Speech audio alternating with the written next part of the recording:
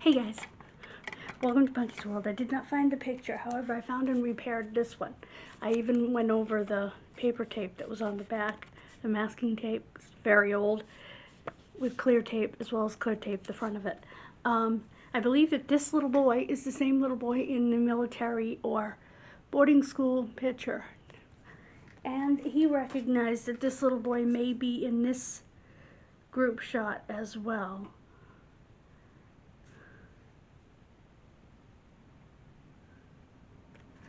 Which is kind of cool. Anyway, so I need to find those. It's awful when you can't find things. You know how many times I've lost and refound those postcards? I've got to make digital copies of them as soon as I find them. Ow! Anyway, I'm too tired and too achy to keep looking today. So, but yeah, this, and he thinks that the little boy's also in this picture here.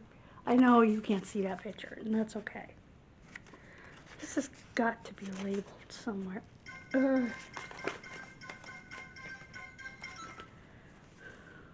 Love you too. Absolutely, Linda Jean. I adore her so much. I was close to her mom till she passed away. Her mom was my aunt. She was my dad's middle of his 3 older sisters.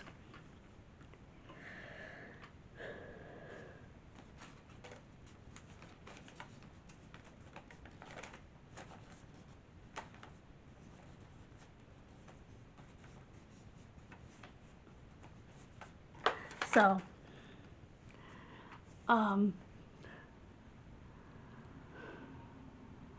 and she had a lot of health problems. Unfortunately, she came here one last time before she ended up in the hospital and having both legs amputated due to blood clots. And at the end of her life, she died from a bleeding ulcer. They couldn't stop the bleeding. So, probably because she was on blood thinners because she had blood clots in her legs that caused her to lose them up to the mid-thigh. So she couldn't travel back home. She wanted to.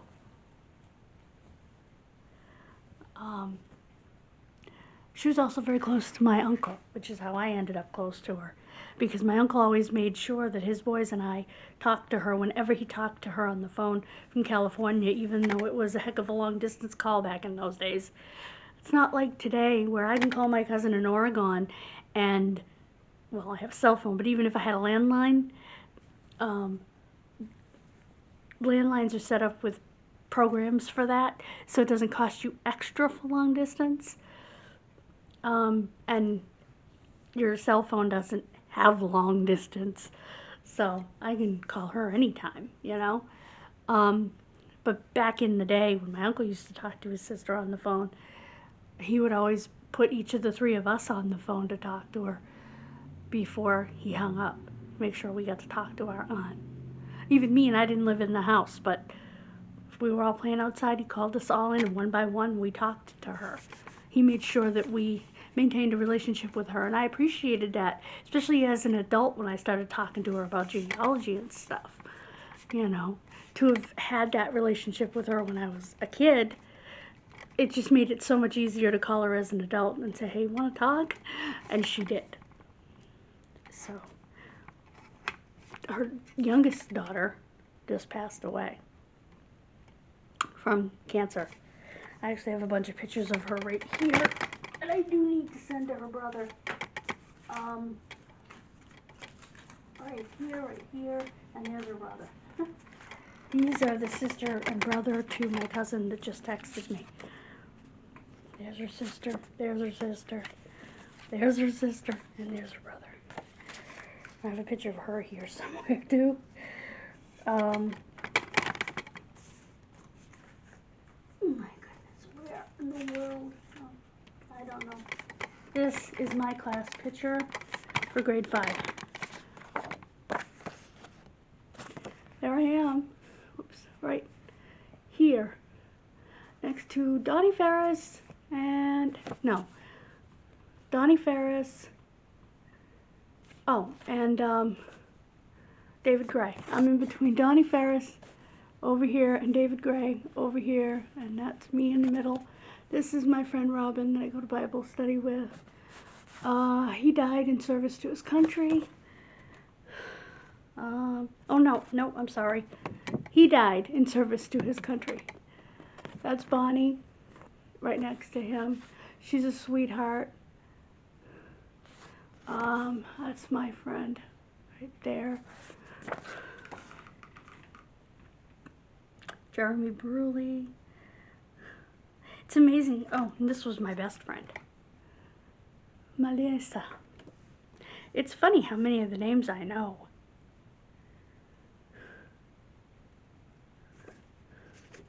This is my cousin, Robert, right there in the middle. So, you know, I'm going to take these and send these to my cousin. And actually, Cheryl's daughter might like these too. If I get her address, I'll just mail her these.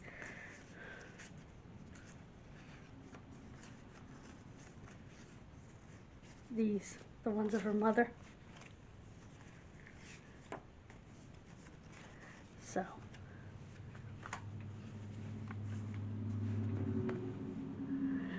So yeah, that's some personal genealogy. So yeah, I think what I'll do is I'll mail these to her and I'll mail this to Alton. I think they'll appreciate having these.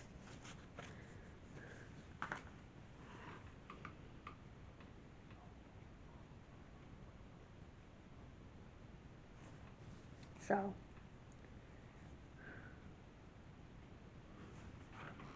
and this picture right here is my cousins Dennis and David. Dennis is over here, the blonde hair. David's a dark-haired one. You can see the picture, it says 1982, but I can see the items that they got, and I remember playing with the items. Like, oh, well, I remember the big tracks. Sorry. I remember they got slot cars. Did not know what they were called at the time. Saw them later and had a flashback to that moment and realized what they were. They look like a gun. A little trigger that you use to race them around the track in a slot. That's why they're called slot cars. And one of the girls got Family Feud.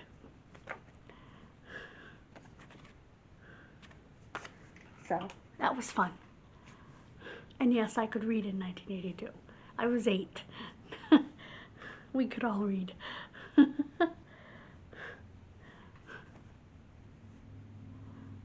I was quite a good reader, actually. I was smart as far as that stuff went. I could read very, very well.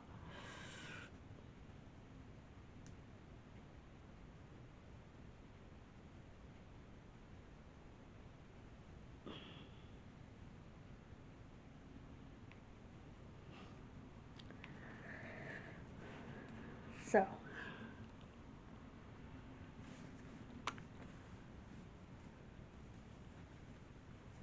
even though I may have had some developmental delays and some learning difficulties, one thing I did not have difficulty with, in spite of the fact that I was dyslexic, was reading. Excuse me, there were times I had to read the same paragraph 40 times to make it sink into my brain, but I could read it nonetheless. Everybody said, wow, her phonics is amazing. Where did she learn that phonics? I guess because I learned dinosaur names when I was in kindergarten and had to pronounce them. That's why Stegosaurus is my favorite dinosaur to this day. The Stegosaurus song. We had a record album that had dinosaur songs on it. And one of them was Stegosaurus. I have a big, big body with things down his spine and a little tiny head with a little tiny brain. Anybody else remember that? There is actually a video of it on YouTube. I will put it in the links of this video. There's actually a link to a cartoon of it on YouTube. And then we had the T-Rex song and all of them. It was a whole record album. Yes, I made a vinyl record. I was in kindergarten in 1979. Give me a break. Yes, it was a long time ago. But anyway, and I had an 8-year-old girl ask me today if that's the way I always dressed, seeing me in costume. No, this is the way they used to dress back when the store was a store. No, that's not how I dress. That's funny. Anyway, so I'm going to put these and these right here.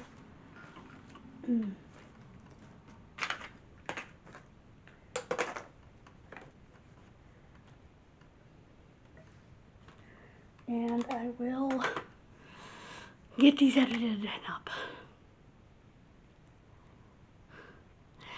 By the way, I lost the intro video for this channel and for Punky's Pro Wrestling because they accidentally got deleted. And I didn't realize it until after I had emptied the trash. So,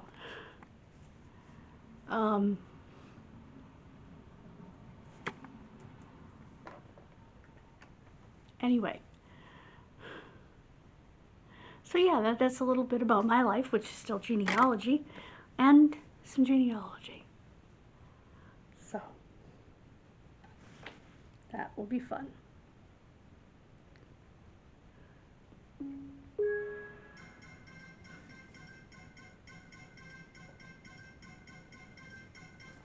That's another cousin. Holy cow.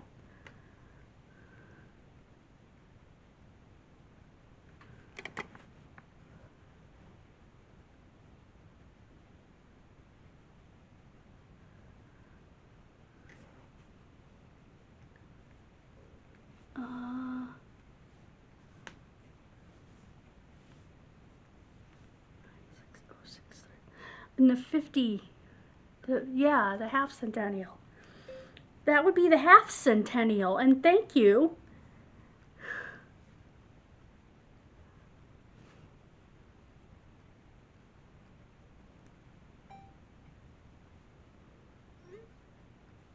I will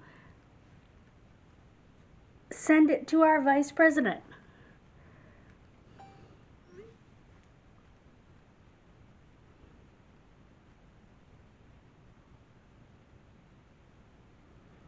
This is me today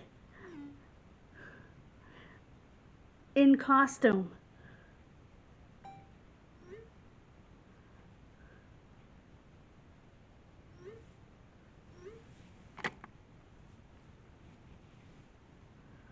Oh, wow. That's awesome.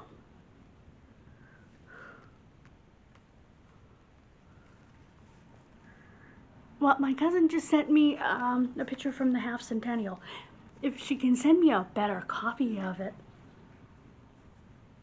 Oh, cool. Cool.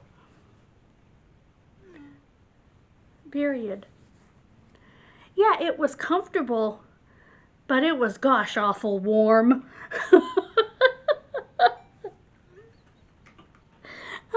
It's my cousin Bonnie out in California. Yeah, if you can get a picture of it without the glare, I'll send it to Lisa. And maybe she can get a copy made for us. That would be awesome.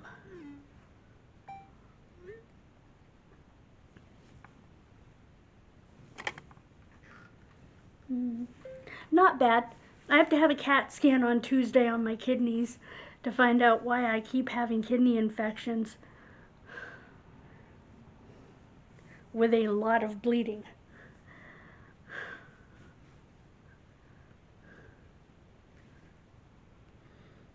I've had 4 this year, and I just had 2 within a 6-week period of time of each other. So, you guys already know that. Anyway, there we go. 0, 1, 5. So yeah, that's awesome.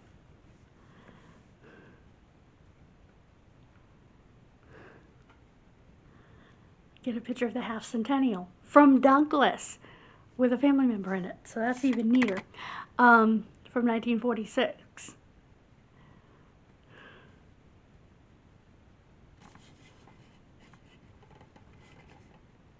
That's awesome.